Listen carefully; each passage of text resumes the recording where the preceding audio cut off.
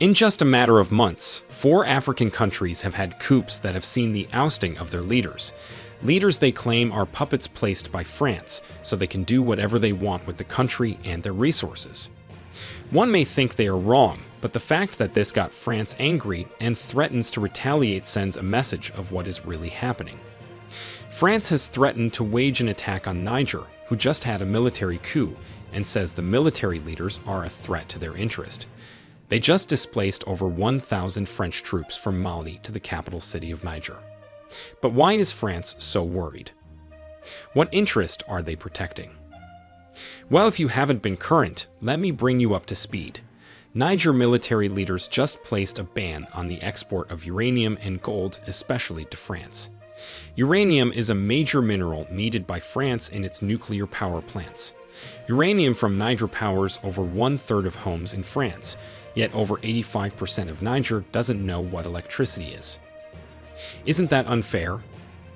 I mean, it is only fair if France helped in developing places and make them enjoy even a piece of their uranium. As a matter of fact, it is not just France. 25% of uranium entering the European Union comes from Niger. It is only logical that one day people will come to the realization that they are being cheated. And they just did. But France has decided they won't let it slide. France says it will do everything to protect its interest in Niger. It will be important to note that the USA also has a military base in Niger, and also you can remember it is a NATO member too. And you know, whenever any NATO country is at war, other NATO member countries come to help. This is exactly what is about to happen. The military leaders of Niger's neighboring countries notice the pattern and decide to back Niger.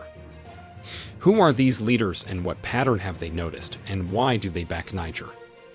Well, if you've not been informed, Mali and Burkina Faso have also had coups and their countries taken over by the military leaders too. Mali is led by Assimi Goïta, while Burkina Faso is led by Ibrahim Traoré. These two are strongly in favor of France leaving all of French Africa. They also warned that any attack on Niger means an attack on Mali and Burkina Faso too. They warned France and the US that they won't hesitate to send in troops to back Niger.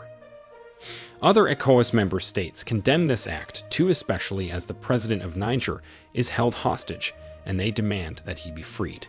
They also gave Niger a 7-day ultimatum to let him go.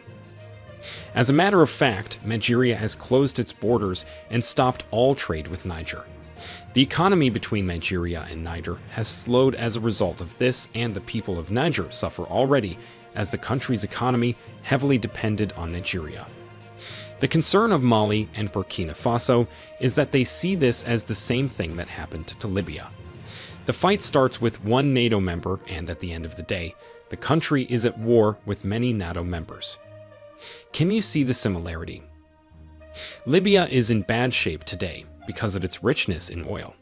Congo is in constant conflict because it is so rich in natural resources and only one person is benefiting from this. France. Today, Niger bans the export of its natural resource and tit becomes a threat to France's interest. What do you think about this? Do you think Niger should continue trading with France for peace to reign? Do you think Burkina Faso and Mali should send in troops to defend Niger? As for us, we love to see a world where every country uses its resources to make its people happy and rich while sharing a bit of God's blessings to the world with other countries.